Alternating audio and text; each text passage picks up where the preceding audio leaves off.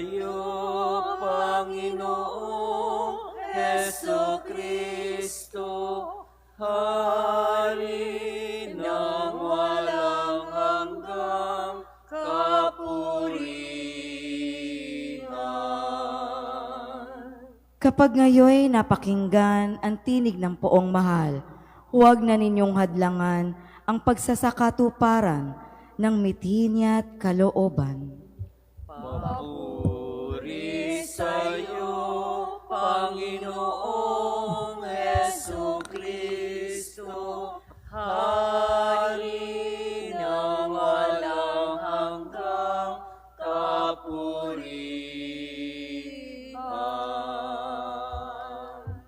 Sumainyo ang Panginoon. At sumaiyo rin. Ang mabuting balita ng Panginoon ayon kay San Lucas. Papuri sa iyo, Panginoon.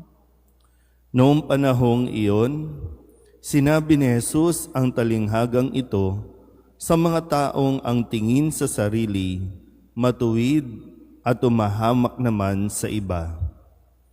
May dalawang lalaking pumanhik sa templo upang manalangin.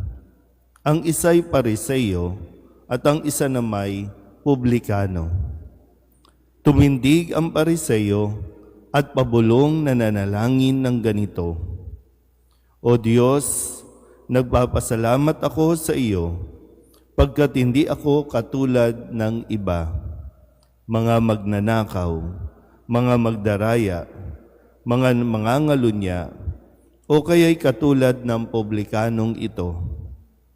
Makalawa akong nag-aayuno sa loob ng sanlinggo. Nagbibigay ako ng ikapu ng lahat kong kinikita. Samantala, ang publikano'y nakatayo sa malayo, hindi man lamang makatingin sa langit, kundi dinadagukan ang kanyang dibdib at sinasabing, O Diyos, mahabag po kayo sa akin na isang makasalanan. Sinasabi ko sa inyo, ang lalaking ito'y umuwing kinalulugdan ng Diyos, ngunit hindi ang isa. Sapagkat ang sinumang nagpapakataas ay ibababa, at ang nagpapakababa ay itataas. Ang mabuting balita ng Panginoon. Pinupuri ka namin, Panginoong Hesukristo. Isang magandang umaga po sa inyong lahat. Magandang umaga po. Ngayon po ay Sabado para sa ikatlong linggo ng ating 40 araw na paghahanda para sa Misteryo Pascual. Atin po munang balikan ang ating po mga narinig ng mga salita at nawa ito ay hindi manakaw sa ating isipan at hindi makuha ng anumang mga bagay na ating po mga iniisip at pinagkakaabalahan. Nung Lunes, matapos po na siya ay, kung kayo po ay nakapagsimba ng Lunes, matapos po na siya ay pagbintangan o hindi tanggapin sa kanyang sariling bayan at sa kanyang mga tinuturo, si Jesus ay binalak na ihulog sa bangin dahil sa kanyang mga sinabi na nakasama ng loob ng kanya pong mga kausap. Ngunit ang ginawa ni Jesus ay dumaan siya sa kalagitnaan nila at umalis. Minsan may mga bagay na kapag hindi ka katanggap-tanggap o hindi ka tinatanggap ng mga tao, anong dahilan para manatili ka sa kanila, di umalis ka na lang.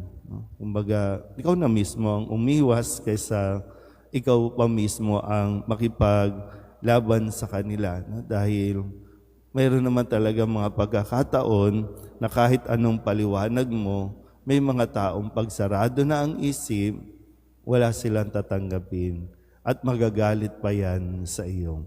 Kaya ikaw naman, wag mong pag-aksayahan ng panahon. Baka ito ang sinasabi, may mga sitwasyon sa buhay natin, kailangan mo silang iwan, kailangan mong umalis para din naman sa iyong sanity. Mababaliw ka lang at masisiraan ka lang ng loob. Dapat focus ka sa iyong mission, focus ka sa iyong dapat na gawin. Noong Martes, sa pagdiriwang natin ng kapistahan ng pagpapahayag ng mabuting balita, sinabi sa atin, katulad ni Maria, ako'y alipin ng Panginoon, mangyari sa akin ang iyong sinabi. Yung pagtitiwala sa plano ng Diyos, ito ang dapat nating pinag-aaksayahan o pinaggugugulan ng ating panahon. Hindi ang mga plano ng tao, kundi kung ano ang plano ng Diyos. At ng Miyerkules, pinaalala ulit sa atin ni Jesus na sabi niya, ngunit ang gumaganap ng kautusan at nagtuturo na tuparin iyon ay ibibilang na dakila sa kaharian ng Diyos.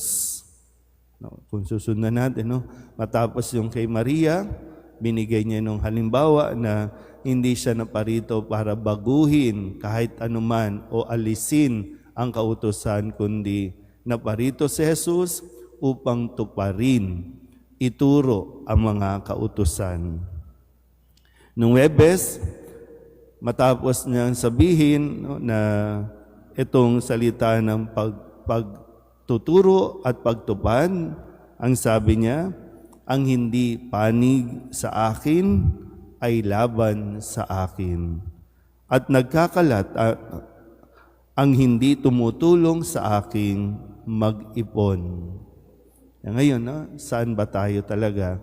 Kanino ba talaga tayo yung alliance natin, kanino ba talaga tayo nakakampi? Kay Jesus ba talaga tayo o sa iba? Kahapon, Biyernes, sa pagdulog nung isang iskriba, yung sa kanyang tanong, ano ang pinakamahalagang utos?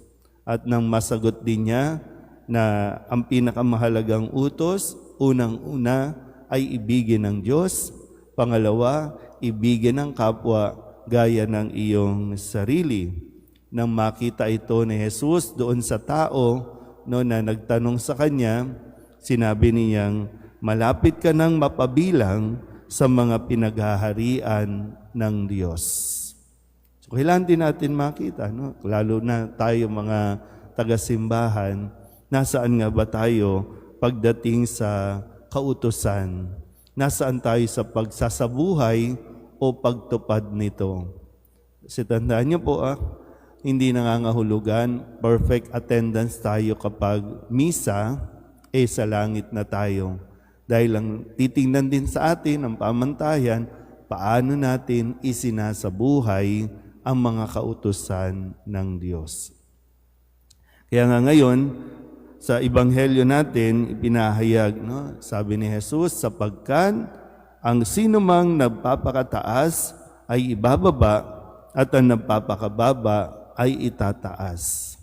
So ngayon, ano na nga ba tayo? Baka ano na bang pagtingin natin sa ating mga sarili sa tuwing tayo ay umaharap sa Diyos? Ano ba ang ibinibida natin sa Diyos? Kasi sa kwento, mayroon dalawang lalaki o may dalawang tao ang nagdarasal. Yung isa, bidang-bida ang kanyang sarili, na hindi siya ganito, hindi siya ganon, hindi siya katulad ng iba.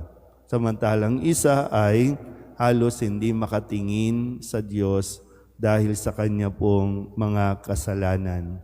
Yung pagpapakumbaba versus pagpapakataas.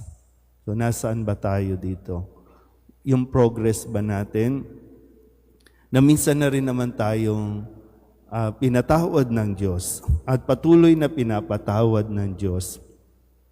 Pero baka lang nakakalimutan natin, dahil nga minsan, matagal na ako sa simbahan, ibig sabihin, mabait na ako, ibig sabihin, ay talagang tumutupad na ako. Pero tayo mga taga-simbahan, ang numero unong nagiging judgmental sa iba. Imbis na magdasal tayo, na tayo ay matutong magpakumbaba, kaya lang nakapokus tayo sa mga bagay na hindi natin ginagawa. Mga bagay na nagpapayabang sa atin, mga bagay na nagpapaangat sa ating pagtingin kumpara sa iba. So sikapin lang natin, no? Kahit naman po na tayo ay lagi nagsisimba, hindi pa rin naman tayo nakakaligtas sa mga panunukso.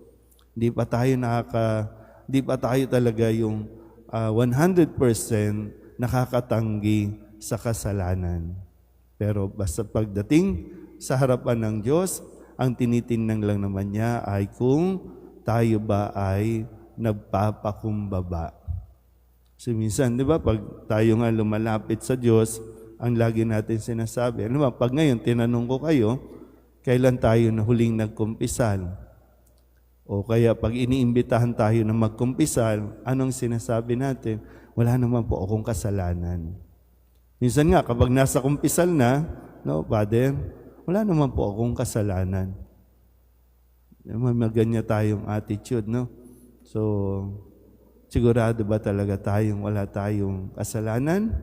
O ayaw lang natin talagang aminin na tayo po ay nagkasala? So muli, ang titingnan sa atin ni Jesus o ng Diyos, hindi yung bigat o laki o kaya naman liit ng kasalanan. Ang tinitingnan niya sa atin kung ating bang puso na lumalapit sa Kanya ay nagpapakumbaba. Amen?